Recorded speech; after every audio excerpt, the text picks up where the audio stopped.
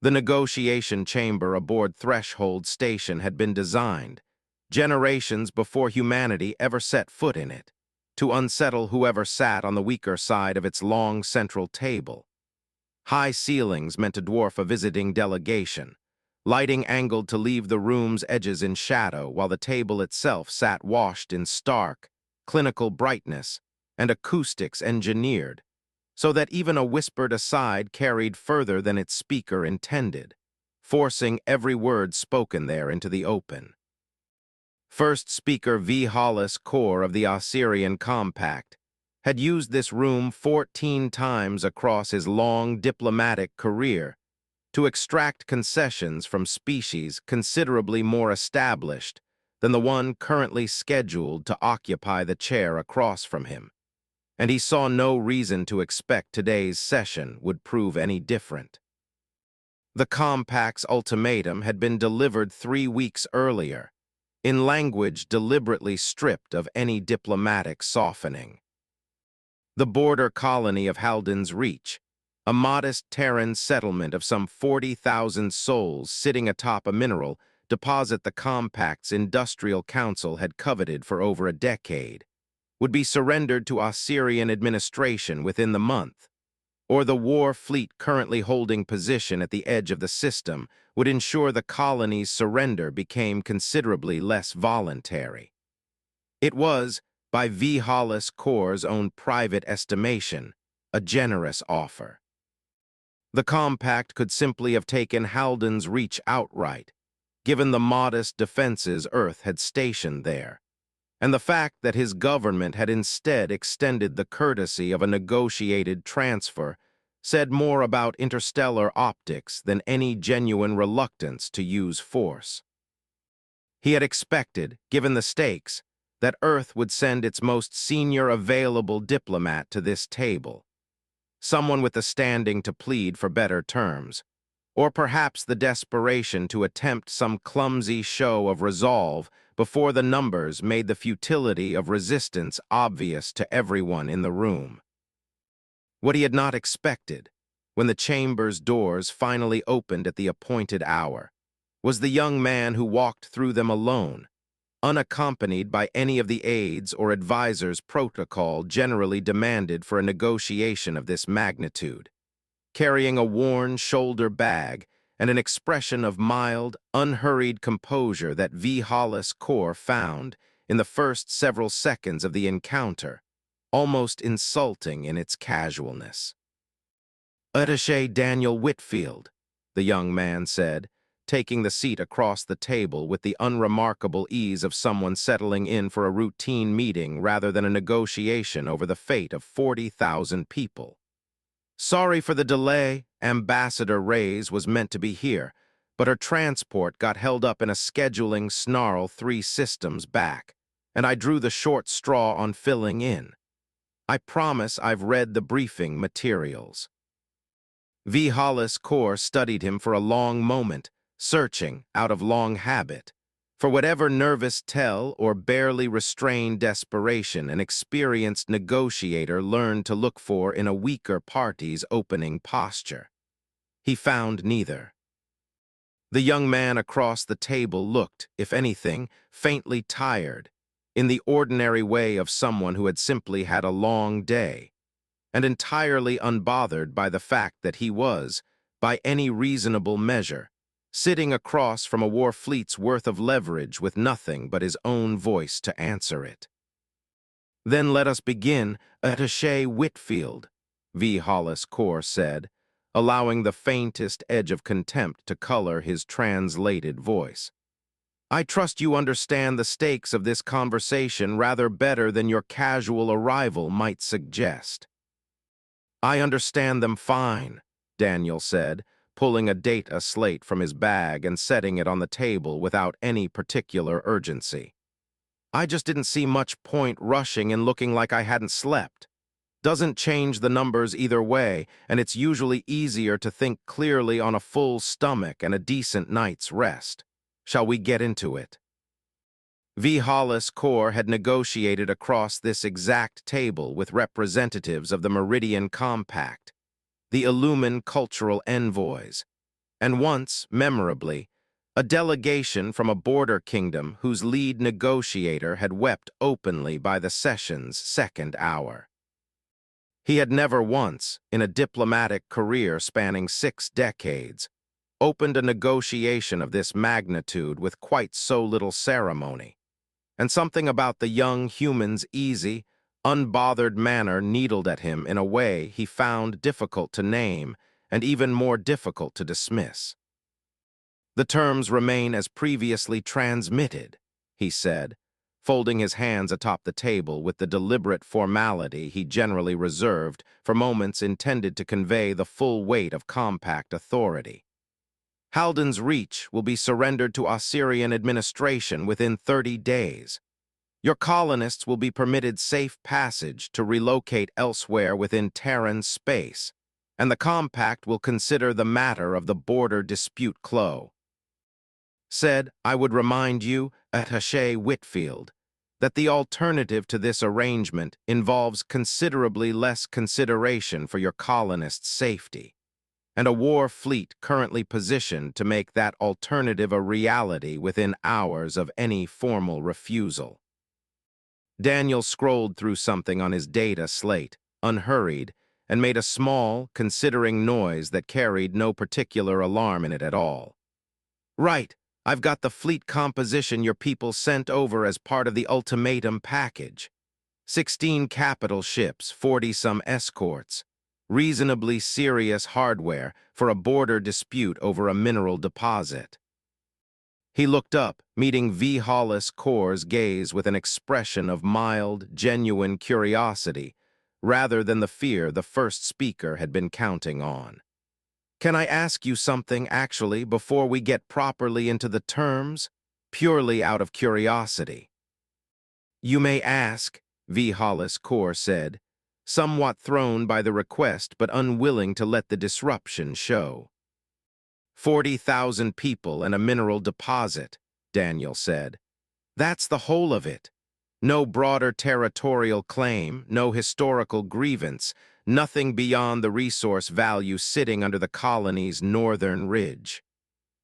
He said it the way a man might ask about the price of groceries, entirely without heat, and V. Hollis Core found himself, for reasons he could not immediately articulate, feeling somewhat compelled to actually answer the question rather than simply redirecting back to the ultimatum's terms.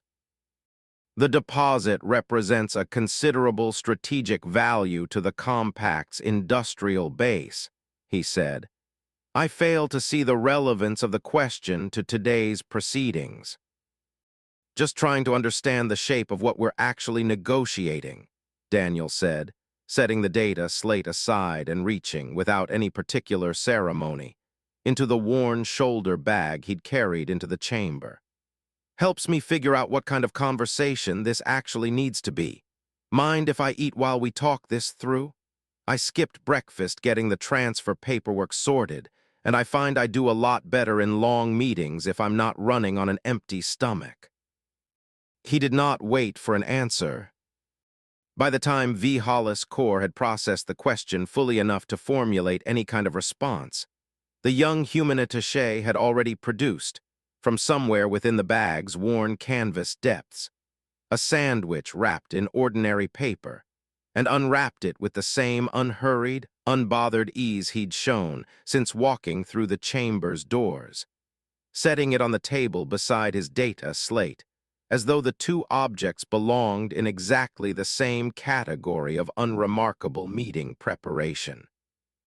Seated along the chamber's side wall, in the tiered gallery reserved for advisors and observers too junior to occupy the main table, second speaker Irena just watched the exchange with a rising unease she did not yet have words for. She had served on V. Hollis Core's negotiating staff for 11 years, had watched him dismantle the composure of considerably more seasoned diplomats than the young man currently seated across from him, and she had never once, in all that time, seen a negotiation open with one party simply producing a meal and beginning to eat it in the middle of an active ultimatum discussion. Among her own people, the gesture carried an unmistakable and deeply unsettling significance. Assyrian warrior culture, from which the Compact's entire diplomatic tradition had descended across the centuries, held a long-standing principle that a combatant's composure in the face of overwhelming threat was itself the clearest possible signal of the strength held in reserve behind it. That true confidence never announced itself through bluster or threat, but through the calm, unbothered ease of someone who had already, privately, run every possible outcome of the coming conflict and found none of them sufficiently concerning to disturb an ordinary meal.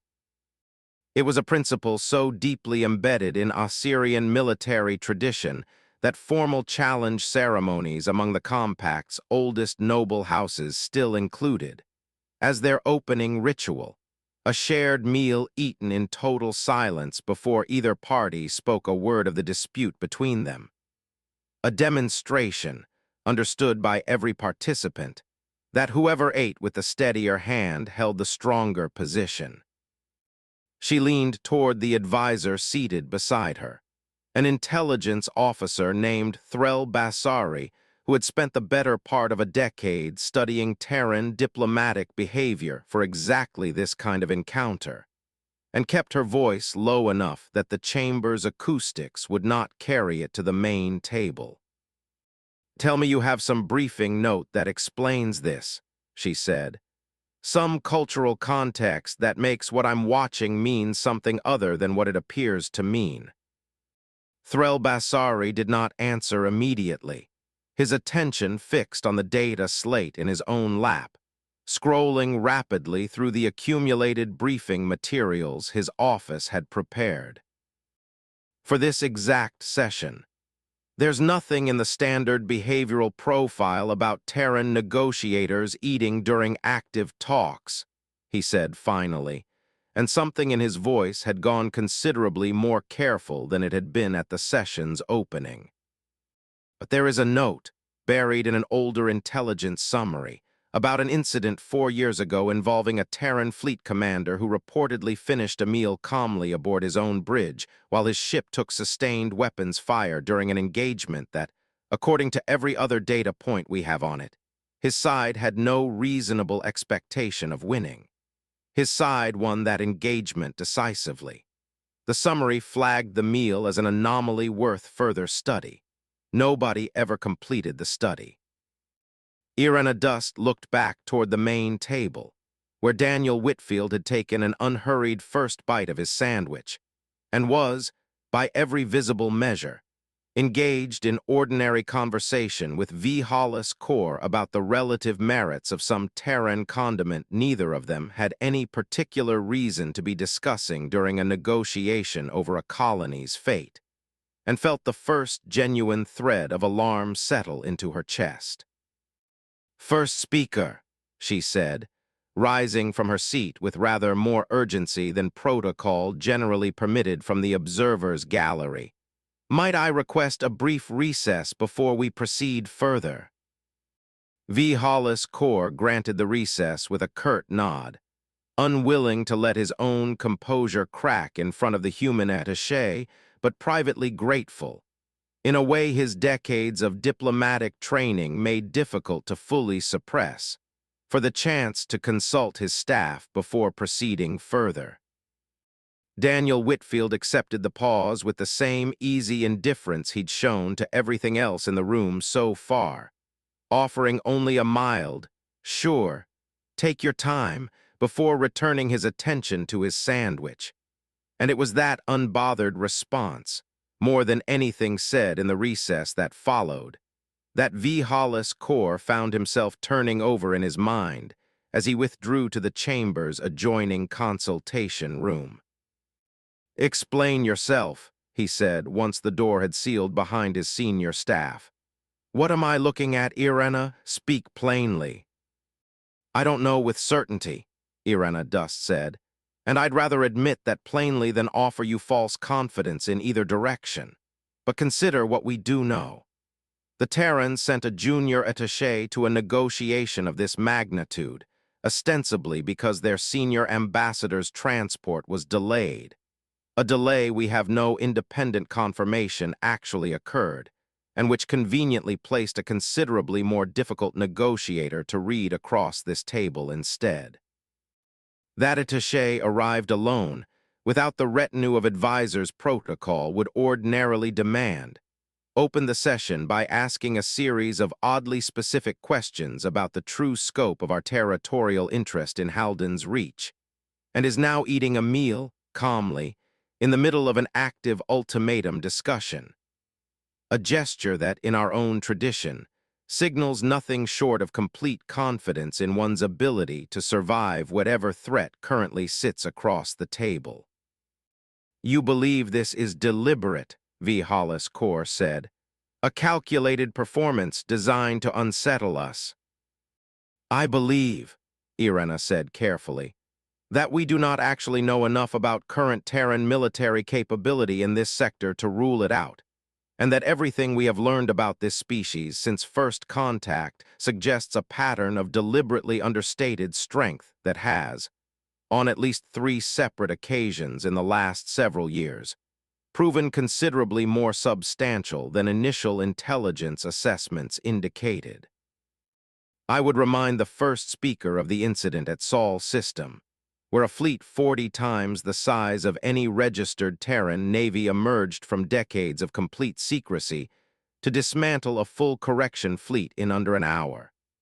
I would remind you of the Sentinel vessel at Kess Hollow, assessed by an experienced salvage crew as harmless derelict wreckage, that turned out to be an active-duty warship backed by an entire field of similarly disguised sentinels. Every single time this species has been tested by a power confident in its own numerical or technological superiority, the test has revealed considerably more capability held in reserve than anyone's prior assessment accounted for. I am not prepared to state with confidence that the young man eating a sandwich across that table represents nothing more than an ordinary, unremarkable diplomat having a casual lunch. I am also not prepared to state the opposite. That uncertainty itself, first speaker, is the entire problem. Threl Bassari, who had remained silent through most of the exchange, finally spoke, his voice carrying the particular caution of an intelligence officer delivering news he suspected his superiors would not welcome. "There's something else, first speaker. I pulled the attaché's public service record while we were in rec. Daniel Whitfield, 29 years old, 4 years in Terran diplomatic service. No notable postings prior to this one. Nothing in his files suggesting any special training or significance beyond ordinary competence. By every visible measure, he is exactly what he appears to be. A junior officer handed an assignment above his usual pay grade due to a scheduling accident." "Then why," V. Hollis Core said, "does watching him eat that sandwich make me feel as though I am the one who has misjudged the stakes of this entire negotiation?" Nobody in the consultation room had a ready answer for that, and the silence that followed carried, for all 3 of them, the particular unease of experienced professionals confronting a situation their training had simply never prepared them to interpret with any confidence at all.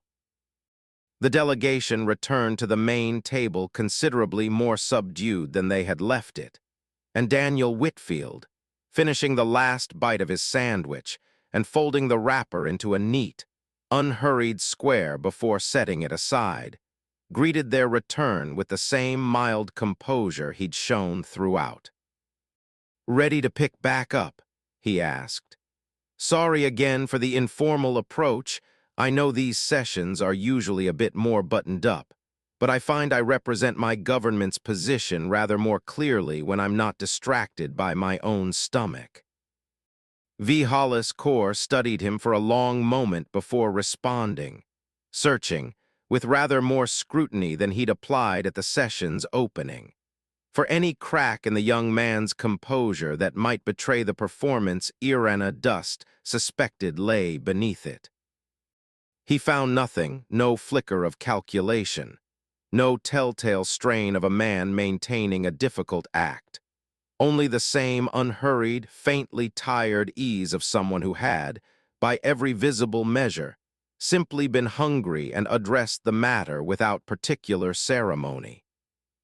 There was, in truth, a single moment during that scrutiny when Daniel very nearly gave the entire game away, though neither V. Hollis Core nor anyone in the gallery ever recognized it for what it actually was. Midway through the first speaker's searching silence, Daniel felt a flicker of genuine uncertainty pass through him, a brief, private worry that he'd perhaps misjudged the room, that the casual approach he defaulted to out of simple exhaustion might read, to a delegation clearly taking the moment far more seriously than he'd anticipated, as some kind of disrespect he hadn't intended at all. He very nearly reached for a more formal tone, opened his mouth to offer some clarifying reassurance about his intentions, and then decided, in the same unhurried way he decided most things, that overcorrecting now would only make the moment stranger than simply continuing as he'd started. He said nothing, let the silence sit, and the moment of doubt passed through him and out again without ever once reaching his face, leaving behind, to every observer in that chamber, nothing but the same unbroken, unbothered calm he'd carried in with him. It was, he found, considerably more unsettling than any deliberate performance would have been, because a performance could eventually be unmasked, while genuine, unbothered confidence offered no seam at all for an opponent to work at. "Before we proceed," V. Hollis Core said, choosing his words with rather more care than he had shown at the negotiation's start, "I find myself curious, Attaché Whitfield, whether your government's position on this matter has been fully and accurately conveyed to this table. I would not want to proceed under any misapprehension about the scope of forces either side considers relevant to this discussion." Daniel blinked, apparently genuinely puzzled by the question. "I mean, it's pretty much what's in the briefing packet. Earth would rather not lose a colony of 40,000 people over a mineral deposit, and we'd like to find terms that don't require anyone shooting at anyone else.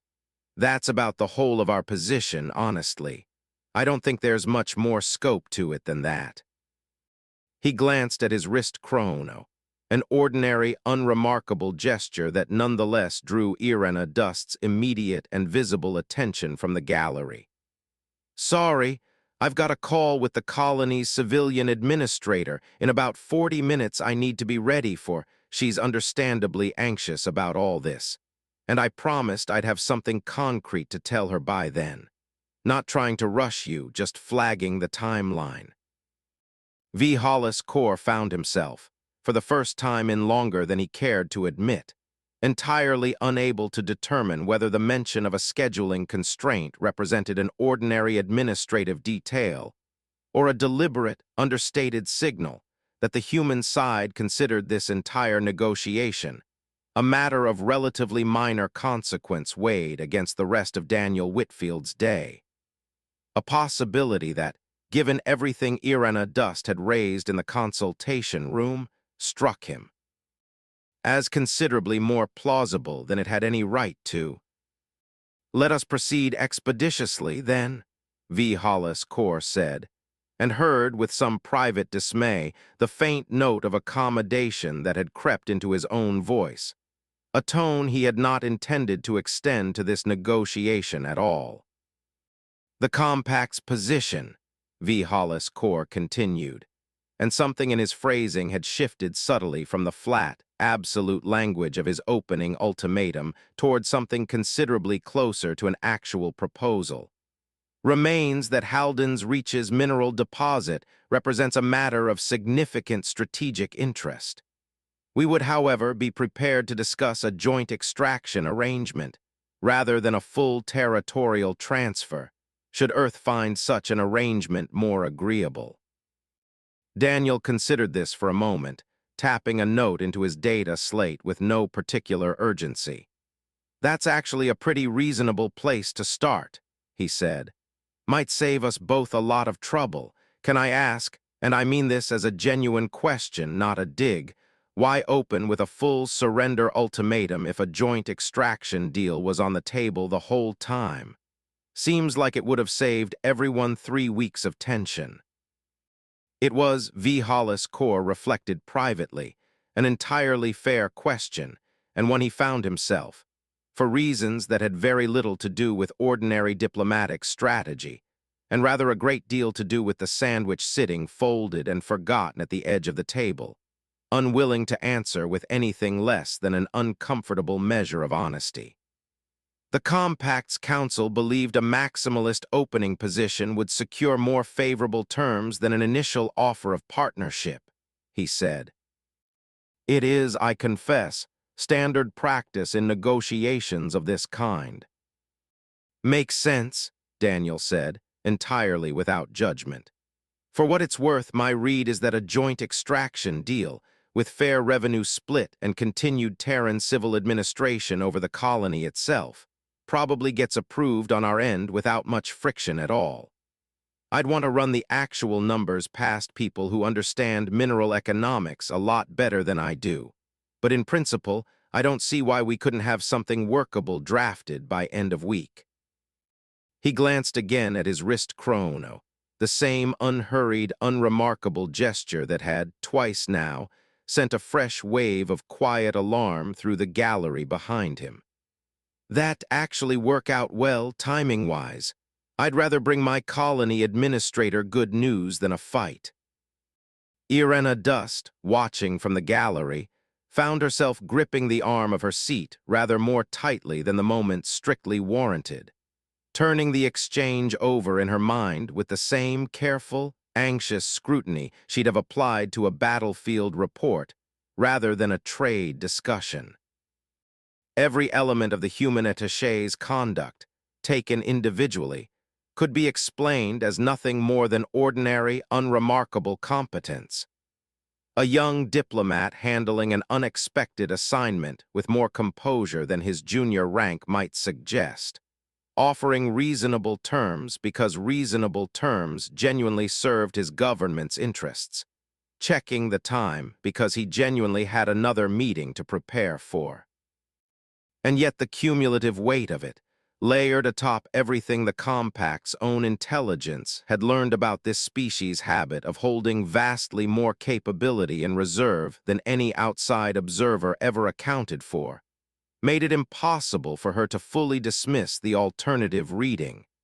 That every unhurried gesture, every casually delivered question, every bite of that ordinary sandwich, represented the visible surface of a confidence built on something considerably more substantial than the Compact's intelligence services had ever managed to properly assess.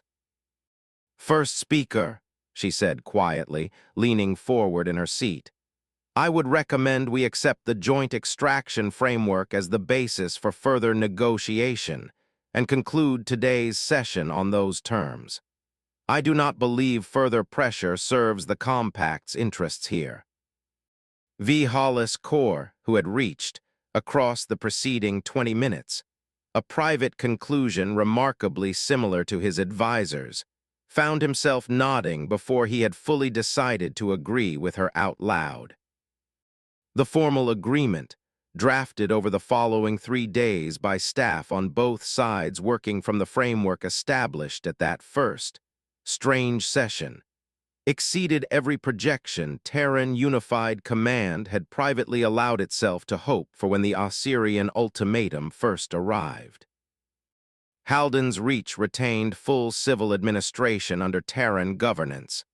The mineral rights were split on terms considerably more favorable to Earth than the original border dispute had ever suggested was achievable, and the Compact's war fleet, which had spent 3 weeks holding an intimidating position at the edge of the system, withdrew entirely within the week, its departure logged in Compact records with a diplomatic blandness. That gave no hint at all of the private unease that had actually driven the decision. Daniel Whitfield reported the outcome to Ambassador Reyes. Once her delayed transport finally deposited her at Terran Unified Command's regional office, with a mixture of relief and genuine confusion that he made no particular effort to hide. "I honestly don't fully understand what happened in there," he told her, reviewing the finalized terms together in her office 2 days after the session's conclusion. "I walked in expecting to spend the whole afternoon getting talked down to a much worse deal than the one we actually walked away with. Instead, they folded almost immediately, offered better terms than we'd even scoped as our opening ask, and wrapped the whole thing up in under 2 hours. I keep going back over my notes trying to figure out what I actually did right, and mostly what I remember doing is answering their questions honestly and eating my lunch because I was hungry." Ambassador Reyes, a veteran of considerably more difficult negotiations than the one Daniel had just walked through, read the session transcript twice before setting it down with an expression that hovered somewhere between amusement and genuine professional astonishment. "You ate a sandwich in the middle of an active territorial ultimatum," she said. "During the opening minutes of a negotiation over a colony's fate, with a war fleet parked at the edge of the system as leverage, you produced a packed lunch and ate it in front of the compact's most senior regional diplomat." "I was hungry," Daniel said, with the particular defensive honesty of a man beginning to suspect, for the first time, that his conduct might have mattered rather more than he'd realized. "I skipped breakfast. I didn't think it was going to be some kind of statement, Ambassador. I just didn't want to negotiate on an empty stomach. Did I do something wrong?" Ambassador Reyes was quiet for a long moment, and then, to Daniel's evident surprise, she laughed, a genuine, delighted sound that carried none of the reproach he'd braced himself to receive.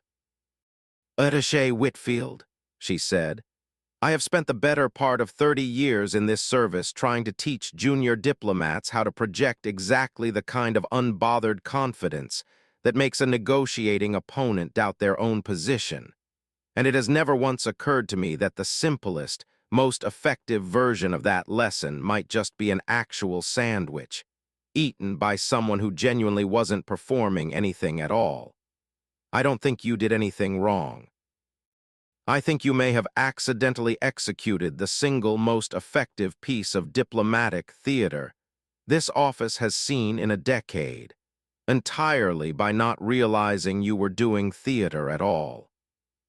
The story of what came to be known within Terran diplomatic circles simply as the Halden's Reach sandwich spread through the Corps considerably faster than Daniel Whitfield found entirely comfortable, retold and embellished at diplomatic functions and training seminars alike, until it had acquired, within a matter of months, a life considerably larger than the actual, unremarkable lunch that had started it. Junior attachés preparing for their own first postings were shown the session transcript as a case study in the strange, sometimes counterintuitive dynamics of cross-species negotiation, and more than one senior instructor, addressing a room of newly minted diplomats, found themselves offering some version of the same observation Ambassador Reyes had made in the privacy of her own office. "The lesson here is not that you should bring a sandwich to your next negotiation," one such instructor, a weathered veteran named Corbin Ash who had spent decades in the Diplomatic Corps Training Division, told a class of new recruits some months after the incident. "The lesson is that Attaché Whitfield's conduct that day worked precisely because it was not a performance. He was not trying to project confidence. He was simply hungry and addressed the matter honestly, without any particular concern for how it might be read by the other side of the table. Genuine unconcern reads, to an opponent already primed to expect hidden strength behind ordinary human behavior, as considerably more unsettling than any deliberate display of confidence could ever manage, because a deliberate display can be studied and eventually unmasked, while genuine indifference offers nothing at all for an anxious mind to work at. Within the Osirian Compact, the incident took on a rather different shape as it spread through the diplomatic and military circles that had followed the Haldan's Reach negotiation closely enough to hear the details.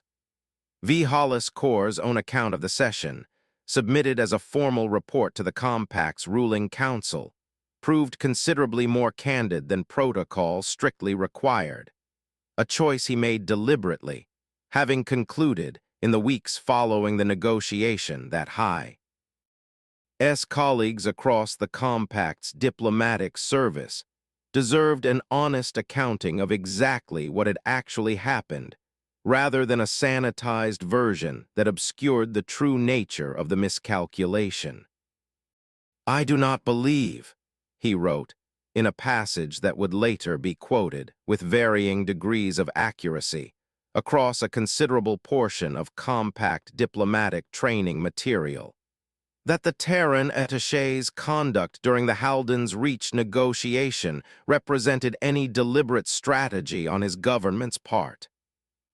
I believe, having reviewed the full record of the exchange at considerable length since, that we witnessed nothing more than an ordinary young diplomat handling an unexpected assignment with more composure than his rank might suggest, and that our own cultural framework for interpreting calm in the face of threat led this delegation to read a considerably more elaborate significance into his conduct than the conduct itself actually contained.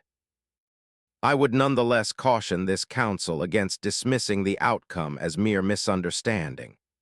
Whether or not the attaché's calm was deliberate, the fact remains that we possessed no reliable means, in that chamber, of distinguishing genuine indifference from calculated confidence, and that uncertainty alone proved sufficient to reshape the entire negotiation in Earth's favor. I would suggest this council consider what it says about our current intelligence assessments of Terran capability, that we found ourselves unable to make that distinction with any confidence at all. Irena Dust, whose own career had, until the Haldan's Reach negotiation, followed a fairly conventional path through the Compact's diplomatic service, found herself, in the months that followed, increasingly drawn toward a considerably narrower specialty that had not previously existed in any formal capacity within Osirian intelligence circles. The systematic study of Terran behavioral cues, specifically the difficult, unresolved question of how to distinguish genuine human unconcern from deliberate strategic performance, a distinction her own culture's negotiating tradition had never previously needed to draw with any precision, because no other species the Compact regularly dealt with had ever managed to make the two states quite so thoroughly indistinguishable from the outside. "The fundamental difficulty," she explained, some 8 months after the incident, in a briefing delivered to the Compact's broader diplomatic corps that drew considerably more attendance than her modest rank would ordinarily command, "is that human culture appears to genuinely value composure under pressure as an ordinary personal virtue, entirely separate from any strategic calculation. A Terran diplomat who remains calm during a difficult negotiation may be doing so because he possesses hidden strength he wishes to signal, or he may simply be doing so because his own culture has raised him, from childhood, to regard visible panic as an embarrassment to be avoided regardless of the actual stakes involved. We have no reliable method at present for distinguishing between these two possibilities in the moment, and I would argue this uncertainty itself represents one of the more significant blind spots in the Compact's current diplomatic posture toward this species. one of the more skeptical members of her audience, a senior negotiator named Karsh Ovendale, who had built his own considerable reputation on a rather more traditional, aggressive negotiating style, raised an objection that several others in the room had clearly been considering as well. "You are suggesting," he said, "that this compact ought to treat every unremarkable gesture from a Terran counterpart, a meal, a glance at the time, an offhand comment about a scheduling conflict, as a potential signal of strategic significance. That seems, second speaker, a considerably exhausting standard to hold every future negotiation to." "I am suggesting exactly that," Irena Dust said, without apology. "Because the alternative, as we learned rather expensively at Halden's Reach, is to dismiss such gestures as insignificant and discover, too late, that our own assumptions about what constitutes weakness or ordinary behavior in this species have cost us considerably more than a slightly exhausting standard of caution ever would have. I would rather this compact spend the effort of careful observation than repeat the mistake of assuming we already understand a species that has, on every occasion we have tested that assumption, proven considerably more capable of holding strength in reserve than our intelligence services initially accounted for." Colony Administrator Ren Okonkwo, who had spent 3 anxious weeks preparing Halden's Reach's 40,000 residents for the possibility of a mandatory relocation, received the finalized terms from Daniel Whitfield in a call that ran considerably shorter and considerably happier than either of them had expected and the crisis first began. "You're telling me we keep the colony, keep our own administration, and actually come out ahead on the mineral rights split," she said, reading through the agreement's summary with the particular disbelief of someone who had spent weeks bracing for the opposite outcome. "Daniel, what on earth did you do in that room?" "Honestly," Daniel said, still working through his own complicated feelings about the answer, "I ate a sandwich and answered their questions honestly. I wish I had something more impressive to tell you, but that's genuinely most of what happened." Ren Okonkwo laughed, the particular relieved, slightly disbelieving laugh of someone who had just been handed considerably better news than she'd allowed herself to hope for. "Well, whatever it was, the colony owes you a rather significant debt, and I intend to make sure that gets properly acknowledged at the town assembly next week. Assuming you're comfortable with 40,000 people knowing your name as the diplomat who saved their home with a packed lunch." "I'd honestly rather they didn't," Daniel said with feeling, "but I have a suspicion that ship has already sailed rather further than I'd like." It had, in fact, already sailed considerably further than Daniel Whitfield would have preferred, and the celebration Ren Okonkwo promised him at the following week's town assembly proved rather larger and more heartfelt than he'd anticipated when he'd reluctantly agreed to attend. 40,000 residents of Halden's Reach had spent 3 anxious weeks preparing for the possibility of losing their homes entirely, and the relief that swept through the colony once the finalized terms became public knowledge found its outlet, in no small part, in an outpouring of goodwill directed squarely at the young diplomat who had, by whatever means, secured their future. "I keep telling people it wasn't some brilliant strategy," Daniel said, standing rather awkwardly at the edge of a gathering that had, without his particular input, turned into something considerably more like a celebration in his honor than the modest diplomatic debrief he'd expected. A local baker, inspired by the story circulating through the colony in its many embellished forms, had produced an enormous sandwich-shaped cake for the occasion, an object Daniel found simultaneously touching and mortifying in roughly equal measure. "I was just hungry. I promise you, The actual explanation is considerably less impressive than whatever version has been making the rounds. Maybe so, Ren Okonkwo said, handing him a slice of the absurd cake with the particular fondness of someone who had spent 3 anxious weeks fearing the worst, and now found herself free to laugh about the resolution instead. But 40,000 people still get to sleep in their own homes tonight because of whatever happened in that room, impressive strategy or not. I think this colony's entitled to celebrate that however it likes, Daniel, even if the celebration involves a truly absurd amount of cake shaped like your lunch. Daniel accepted the slice, and the toast that followed it, and found, standing among people whose entire future had genuinely hinged on an afternoon he still didn't fully understand the mechanics of, that he no longer minded the absurdity of his own accidental legend quite as much as he had when the story first began to spread.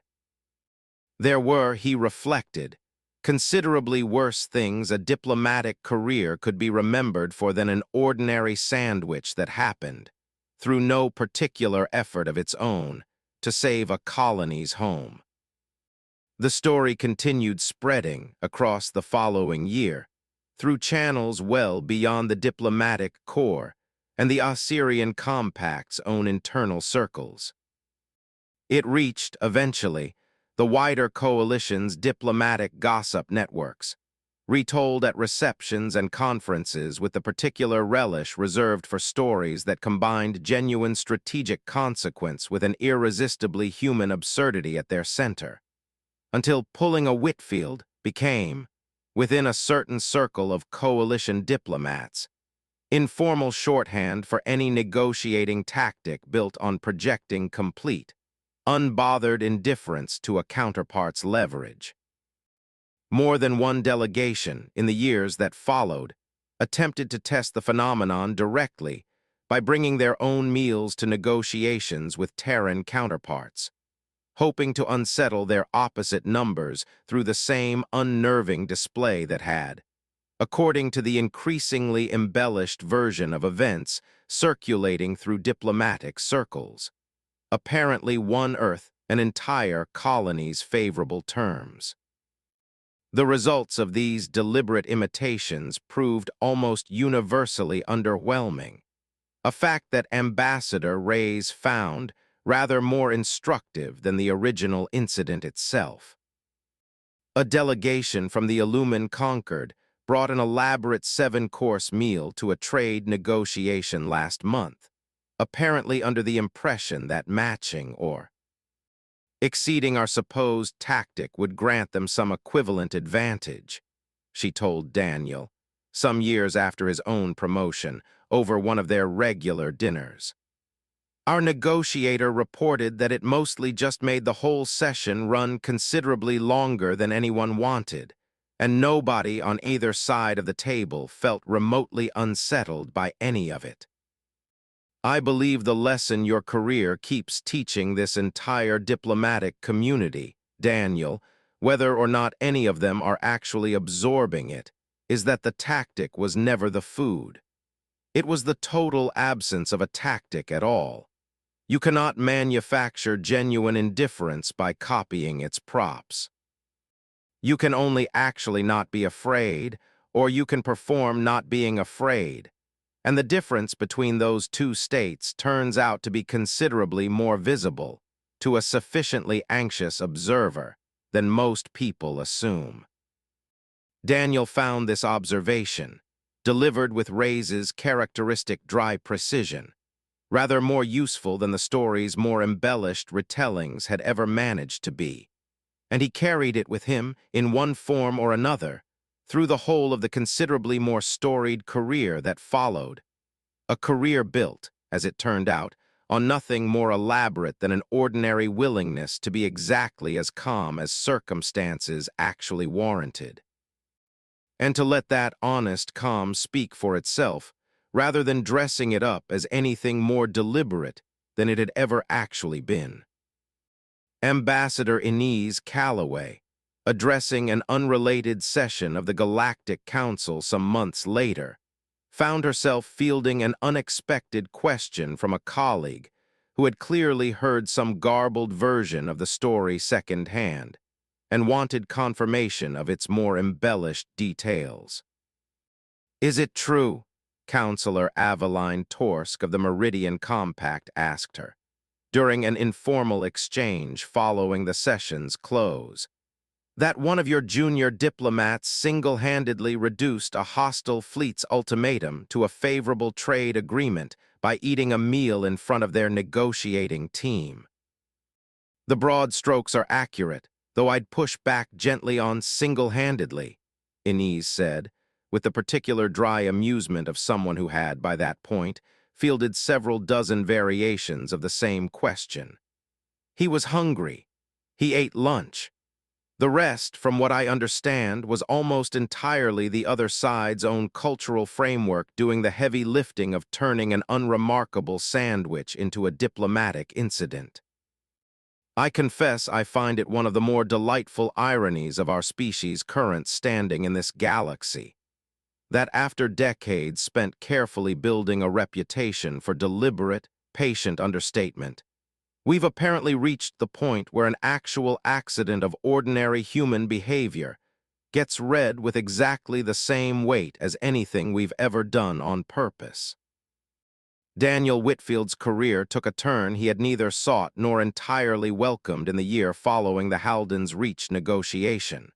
Promoted with somewhat uncomfortable speed to a senior attaché position, specifically because Terran Unified Command's diplomatic leadership had concluded, after considerable internal debate, that whatever unusual quality he demonstrated in that first negotiation was worth deliberately deploying again rather than treating as a one-time accident of circumstance.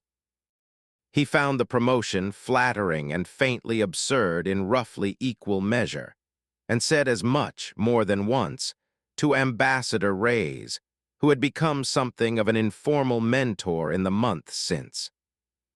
"I don't know how to do the thing they think I did," he told her, over dinner the evening before his first assignment under the new posting. A border negotiation with a considerably more aggressive faction called the Vantrisk Hegemony, whose reputation for testing new negotiating partners with deliberately escalating provocations had made more than one experienced diplomat reconsider their career choices. "The sandwich thing worked because I wasn't trying to do anything. If I walk in there now deliberately trying to recreate it, I'm going to come across as exactly the kind of performance Ambassador Reyes always said it wasn't.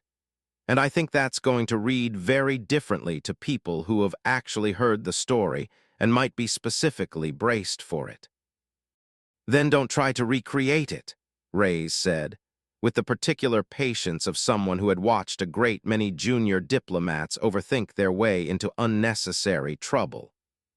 "Go in exactly the way you went in the first time, hungry if you're hungry, tired if you're tired, honest about your own priorities and unbothered by whatever leverage they think they're holding over you." The Vantrisk Hegemony has almost certainly heard the Halden's Reach story by now, which means they're probably bracing for some kind of performance, calculating how to counter a tactic they think you're deploying deliberately. The best thing you can possibly do, walking into that room, is genuinely not have a tactic at all. Daniel considered this advice rather more carefully than he let on, and when he sat down across from the Vantrisk Hegemony's lead negotiator 3 days later, a broad, imposing figure named Warlord Asen Threk, who had, indeed, spent considerable effort briefing his own staff on the now famous Halden's Reach precedent. He found himself simply doing what came naturally, rather than attempting any deliberate echo of the moment that had made his reputation. He had, in fact, eaten a full meal before the session began specifically, so he wouldn't be hungry during it. A small, private joke with himself about the absurdity of his own situation. And it was precisely this ordinary, unremarkable choice, arriving calm and well-fed rather than performing calm while visibly hungry, That left Warlord Threk's entire staff searching, for the better part of an hour, for a significance that simply was not there to be found. "You did not bring food to this negotiation," Threk observed, partway through the session, with the particular bluntness of a warrior culture unaccustomed to subtlety in its own communications. "I had been given to understand this was your custom."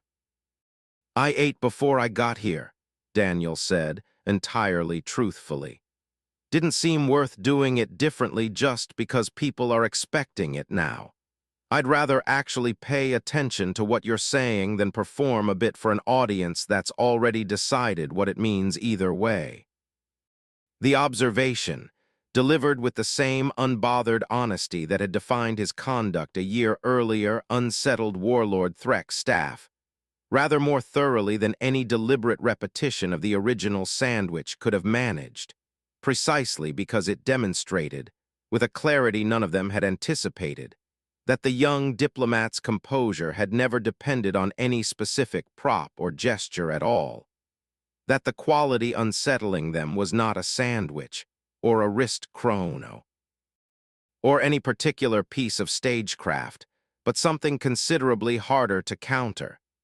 A genuine, unforced indifference to the leverage they believed they held, which no amount of advance preparation could neutralize because it had never been a performance to begin with. The Vantrisk negotiation concluded, 3 hours later, with terms considerably more favorable to the border settlements under discussion than Terran Unified Command's own internal projections had judged achievable. And Warlord Asen Threk, in the formal closing remarks his own culture's protocol demanded, offered an observation that would, in its own way, travel nearly as far through diplomatic circles as the original sandwich story had. "I came to this table prepared to test whatever performance your service had built around the Halden's Reach account," he said, "and I find myself instead having simply negotiated with an honest man who wanted a fair outcome and saw no particular reason to dress that want in any unnecessary theater. I confess I do not know which quality unsettles me more, the possibility that your species holds vast hidden strength behind a calm exterior, or the possibility that some of you are simply, genuinely, exactly as unbothered as you appear, and have never needed the hidden strength at all to negotiate as though you already possess it." Daniel thought about that observation often in the years that followed, turning it over during quiet moments between assignments, and found that it captured something about his own experience considerably more precisely than any of the more embellished versions of the sandwich story ever managed. He had never set out to build a reputation on anything at all. He had simply been a hungry, tired young diplomat handling an assignment above his usual pay grade, doing his honest best with the tools and the honesty available to him, and had discovered, almost entirely by accident, that an entire galaxy's worth of species primed to expect hidden strength behind human composure would read considerably more significance into an ordinary sandwich than the sandwich itself had ever actually contained.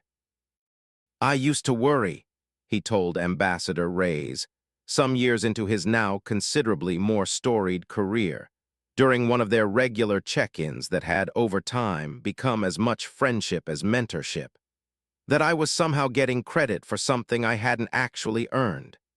Like the whole thing was a fluke that happened to work out, and eventually somebody was going to realize there was no actual substance behind it." "There was substance behind it," Reyes said. "Just not the substance most people assume. You walked into that room prepared to be honest, unhurried, and unwilling to perform a fear you didn't actually feel about a threat you genuinely assessed as manageable. That's not nothing, Daniel, even if it doesn't look like the kind of substance a fleet or a hidden arsenal provides. Half the diplomatic corps could stand to learn that particular lesson, and most of them will spend considerably longer figuring it out than you did, because most of them are still trying too hard to perform the confidence instead of simply having it. V. Hollis Corps' own career within the Osirian Compact took an unexpected turn in the years following the Haldan's Reach negotiation, his candid report to the ruling council eventually earning him, somewhat to his own surprise, a promotion to oversee the Compact's broader diplomatic strategy toward Terran space, rather than the reprimand he had privately braced himself to receive for having folded so completely during what should have been, by every conventional measure, an overwhelmingly favorable negotiation for his side.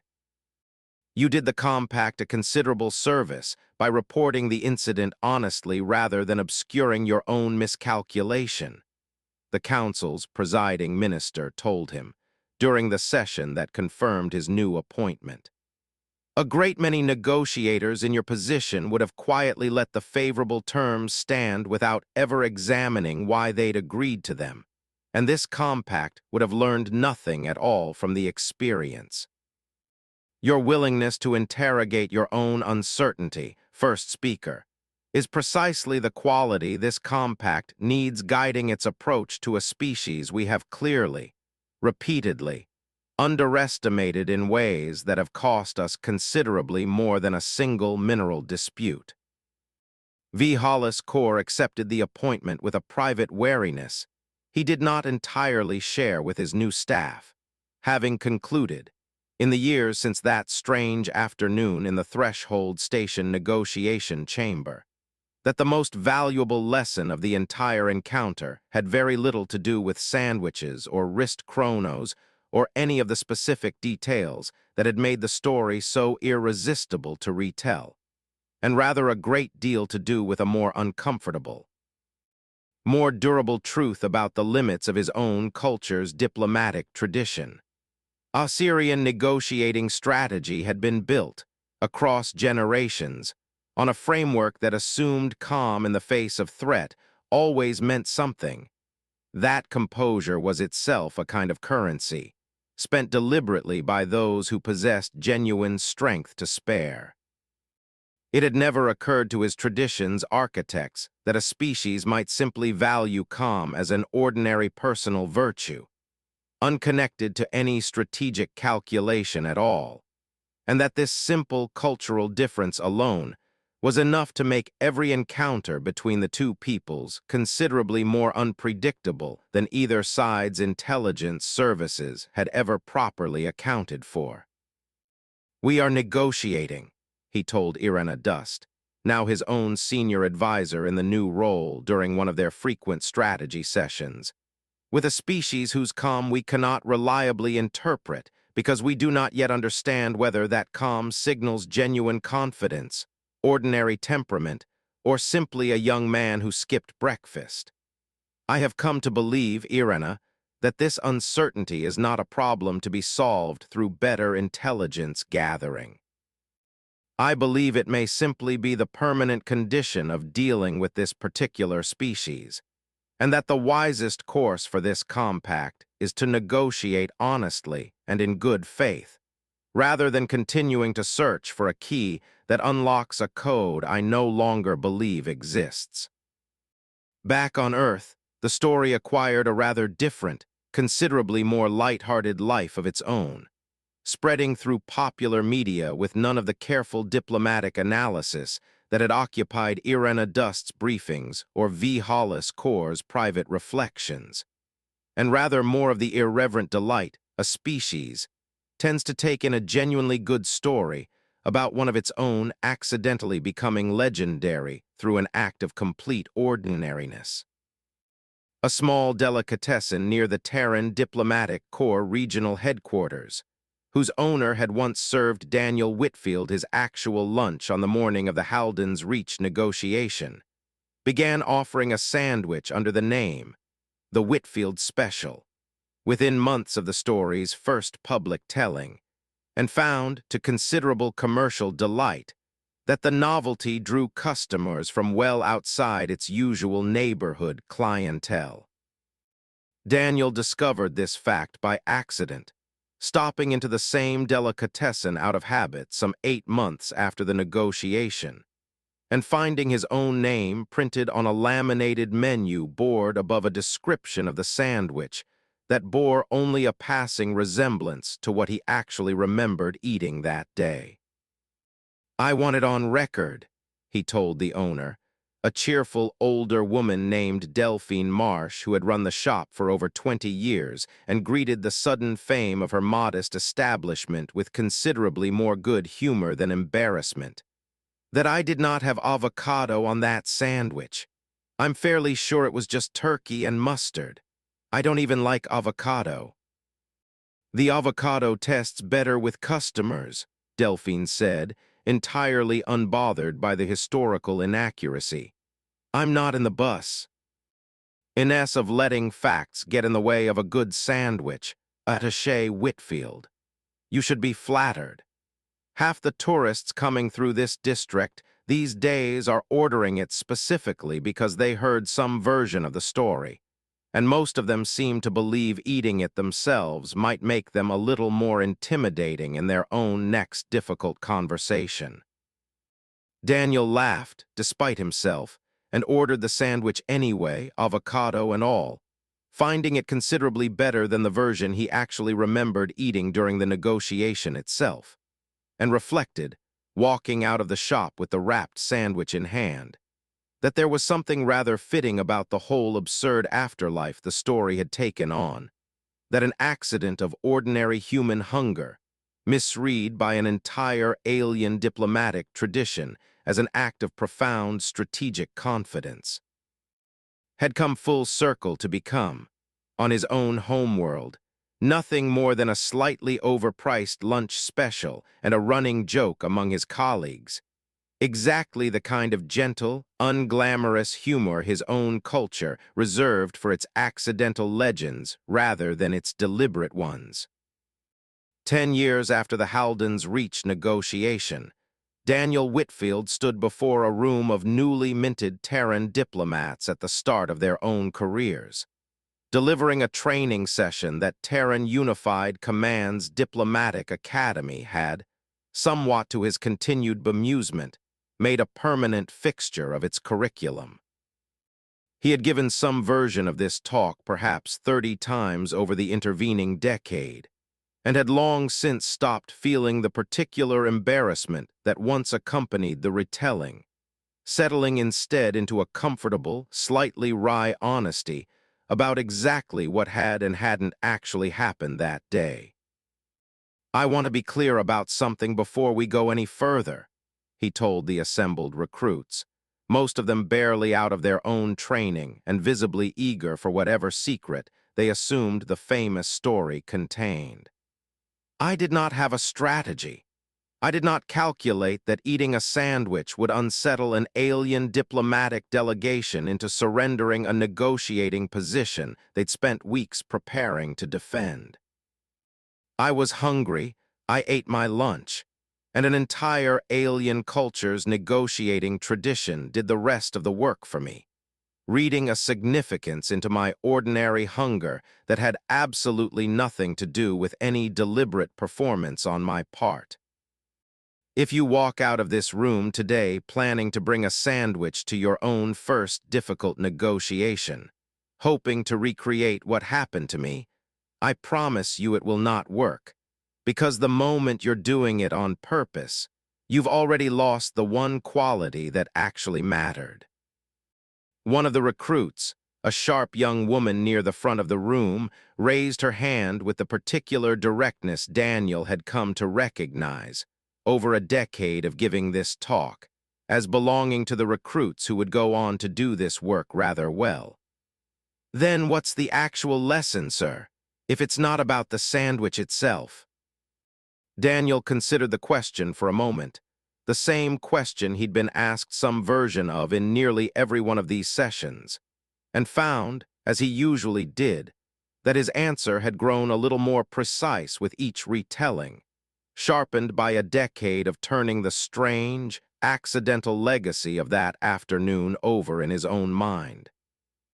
"The lesson," he said, is that most of what unsettles an opponent in a difficult negotiation isn't the strength you actually hold. It's the strength they can't rule out that you might be holding, and the honest, unforced calm of someone who genuinely isn't afraid does more to widen that uncertainty than any deliberate display of confidence ever could, because a performance can be studied and eventually seen through, while genuine indifference offers nothing at all to study.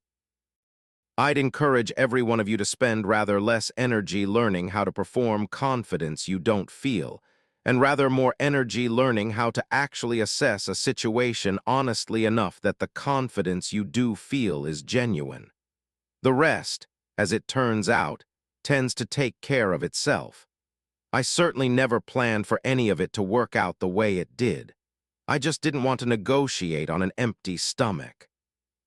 The recruits laughed, as recruits generally did at that particular line, and Daniel let the moment settle before adding the closing thought he'd come, over the years, to consider the actual point of the whole exercise, well beyond the story's more entertaining surface details.